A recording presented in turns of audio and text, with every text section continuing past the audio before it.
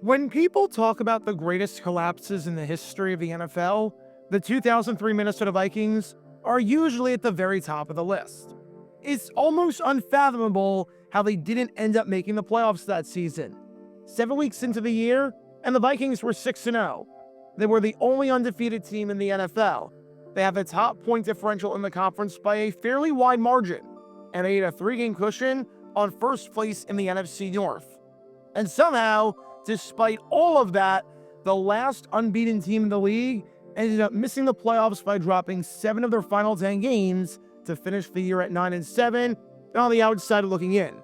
Thanks in part to one of the most heartbreaking losses in NFL history, when to end the season, the Vikings led 17-6 against the 3-12 worst team in football Arizona Cardinals with 2 minutes left and lost 18-17 after allowing 12 points, an onside kick, a 4th and 25, and a Hail Mary.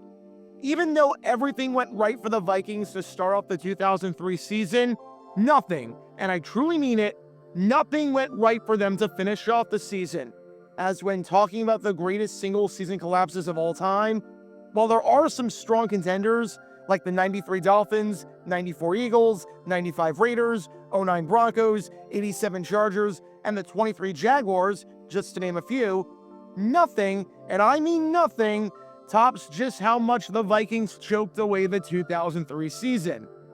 Because even when the Vikings won games in the second half of 2003, they were doing really stupid things to shoot themselves in the foot. Case in point, what took place during a game involving this man right here. This is Michael Bennett, the starting running back on the 2003 Vikings when he was healthy.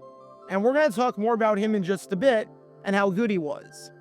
But if you've ever heard the old saying, don't mess up a winning formula, or if it ain't broke, don't fix it, or don't try something new if you don't have to, Michael Bennett is a prime example of that.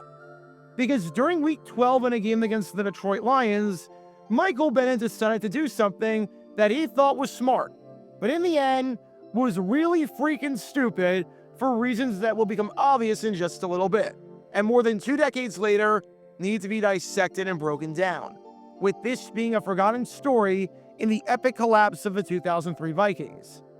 Because this is the story behind Michael Bennett and the coffee cup from hell.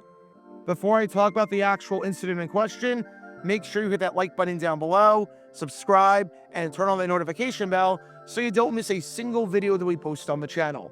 We post every single day on here about the weird and the wacky history of the NFL, and I would really appreciate your like and your subscription, as every like and subscriber helps as we try and get closer and closer to 70,000 subscribers. Thanks for your support, and with that in mind, seeing as we're talking about coffee here, let's drink up. Before I talk about the actual incident in question, we need some context to understand the importance of the game at hand, as well as how good the running back was that we're talking about here. It's November 23rd, 2003. It's week 12 of the NFL season, and we find ourselves at the Metrodome for this big NFC North showdown between the Minnesota Vikings and the Detroit Lions. To say that this is a must-win for Minnesota would be putting it lightly, as after that aforementioned 6-0 start, they've dropped 4 straight games, and now find themselves at 6-4, with their lead in the NFC North having dwindled to just 1 game. Fortunately, they're playing a Lions team that's 3-7 and is one of the worst teams in football, boasting a bottom 3 offense and a bottom 3 defense in the conference. So on paper, this should be a get-right game for the Vikings, especially seeing as when the two teams met earlier in week 3, the Vikings won it by double digits. And the good news for the Vikings is that they have a weapon with them this time around that they did not have the last time out. As for this game against the Lions, unlike the last time, they have this man right here available at their disposal, their former first-round pick, third-year man Michael Bennett. Bennett started the season on the physically unable to perform list, so he missed the first half of the 2003 campaign with a broken left foot. However, having Bennett back was huge, because he was a heck of a running back when healthy, as you're able to tell from these highlights. During the previous season in 2002, Bennett was one of the best running backs in football, as he finished that season with 1,300 yards rushing, nearly 1,700 yards from scrimmage, and a Pro Bowl appearance, being one of the top running backs in football, thanks in part to a 4-game stretch midway through the year where he had 517 rushing yards and looked almost invincible. And not that he wasn't good throughout the entire season, but he was especially good against the opponent that the Vikings were set to face off against in this game, the Detroit Lions. In the 2 games that Bennett had against Detroit in 2002, not only did the Vikings win both, but Bennett had 251 yards from scrimmage, averaged well over 4 yards per carry, and scored a touchdown in both of them. So having Bennett back for this Lions game was massive, as it could help the Vikings stop their 4-game skid in a big way. And in the first half, sure enough, Bennett was slicing and dicing the Lions up, just as he had done throughout the 2002 season. The Lions defenders and the Lions fans were getting flashbacks because of how good Bennett was. At halftime of the game, on 11 carries, Bennett had 62 yards, so he was averaging close to 6 yards a carry. One of those runs was a 25-yard touchdown midway through the first quarter, where he took it to the outside and was able to find the end zone for the first time all season on the ground. This game looked like more of the same for Bennett with his history against the Lions, and with the Vikings holding on to a 7-0 lead at the halftime break, mainly because they could run the ball pretty well, it seemed as though if Bennett could keep that momentum up in the second half, that the Vikings would be in a really good spot to snap their 4-game skid and get back in the win column for the first time in over a month. However, that's when Bennett decided to make, shall we say, an adjustment at the halftime break. He was feeling good, don't get me wrong, but he wanted to feel even better. He wanted some more energy. He wanted some more, shall we say, pep in his step. Now, there are plenty of ways that you can do this, and there are plenty of things that people do at halftime in order to get that energy jolt to go another 30 minutes. Sometimes they'll take a shower depending on how long the halftime break is, and they'll change into a clean uniform. Sometimes they'll eat something like a banana or a granola bar. But Michael Bennett decided that it was a good idea at the halftime break to have some coffee. Now, on paper, you might be saying, well, this isn't such a bad idea. Coffee is how many people get an extra jolt of energy and how many people start their day. Heck, you might be watching this video right now while drinking a cup of coffee. There's a reason that there's a Starbucks on every block, and there's a reason if you ever go to a coffee shop in the morning, you're going to see a line of people. There are so many people in the world that need coffee to get energy, and it's a part of so many people's routines when they are tired and getting ready to be productive and take on the challenges up ahead. Heck, there are probably a fair number of players who drink coffee before games and who drink coffee at halftime to get that jolt. So in a normal world, this shouldn't be anything too chaotic or crazy. However, there was just one small problem that makes this situation absolutely insane and makes Michael Bennett look like an idiot throughout all of this. Because, you see, this was, quite literally, the very first time in his life that Bennett had coffee. In over 20 years on this planet, this was the first time he was drinking coffee. There were other ways that Bennett could have gotten an energy boost and could have gotten the spark that he needed for the second half. But he decided to go with something that he had never tried before. And I think you can see the problem with this. Because coffee's not for everyone. When you're trying something new for the first time, whether it be a food or a drink, you have no idea how your body is going to handle it. It is unfamiliar territory for your body and your stomach.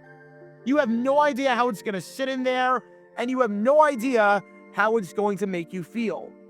How many times have you tried something for the first time, and then your stomach feels upset, and you spend some time on the toilet afterwards in agony, or you throw up? Exactly. And not only was Bennett doing that here, but he was doing it while running 20 miles per hour straight into 300-pound linemen who were trying to kill him and bring him to the ground. So take a wild guess as to what happened next. Because after that monster first half, Michael Bennett had a grand total of, you guessed it, 0 carries in the fourth quarter of Minnesota's 24-14 win. He was on the sidelines for the entirety of the fourth quarter. In crunch time, he was nowhere to be found. It was basically the Mo Williams show on the ground in the fourth quarter for the Vikes that game, because Michael Bennett was unable to go due to, shall we say, some issues. Some issues, I think, is a good way of putting it. And after the game, Michael Bennett spoke with the press about the mistake he made when he realized that he's not a coffee person, or at the very least, not a coffee person at halftime of a football game when it's tough to keep anything down with guys tackling you. Said Bennett on his mistake, "I decided I needed a little more energy. They told me to drink a Mountain Dew, but I drank coffee instead. It was the first time I ever drank coffee. It started coming up on me in the sideline in the second half. I couldn't keep it down." I don't think we need a visual for what happened in the second half. I think that quote from Bennett pretty much sums it all up by itself. It's just so weird that Michael Bennett had a slew of injuries throughout his entire career and was known as such a talented player who couldn't stay on the field for one reason or another. And one of those injuries, if you want to call it that, came from literally drinking coffee. At least for the Vikings, they were able to win this one without Bennett playing in the fourth quarter or doing much of anything in the third before, nature came calling and all that fun stuff. Now, when it came to everything involving this man right here and the coffee cup from hell, maybe the coffee was poorly made. Maybe Bennett would have been able to keep it down under normal circumstances and not the circumstances of a really intense football game. It's a sample size of one that we're talking about here. And I don't know if Bennett ever had coffee again after that, or if that one incident was enough to scare him away from the caffeinated drink for good. But I think this is just good life advice in general. Don't try something new for the first time before you're about to do something big where you really can't afford to be on the toilet and in agony. Don't try shrimp for the first time minutes before you're about to get on a plane that's a 12-hour flight. Don't try Chinese food for the first time before you're about to run a marathon. And don't try coffee for the first time before you're about to play a football game and run full speed into strong and heavy defenders, because your body might not be able to handle it. Can coffee give you an energy boost? Absolutely. Can it make you feel good? Absolutely. Can you drink coffee at halftime of a sporting event and be fine? Absolutely. But if you've never done it before, don't mess with a winning formula. Don't try it now. Try it in a lower stakes situation where you can afford to be on the toilet and not be running into heavy guys. There's a reason that the staff told Bennett to drink Mountain Dew instead, because I guarantee you that he would have been way more productive doing that than drinking coffee, if only by default. Because on this day in 2003, Michael Bennett picked a very interesting time and place to learn that he was not a coffee person.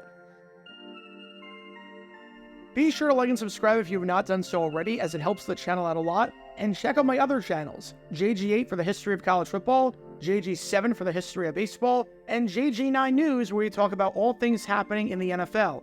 Join me every Wednesday night at 8 p.m. Eastern, where we'll play live NFL trivia for cash prizes. And make sure to join me live, as we're on stream just about every single day. And thanks to all our Patreon members and our YouTube members for helping out the channel. See how you become a member and show your support financially in the description down below.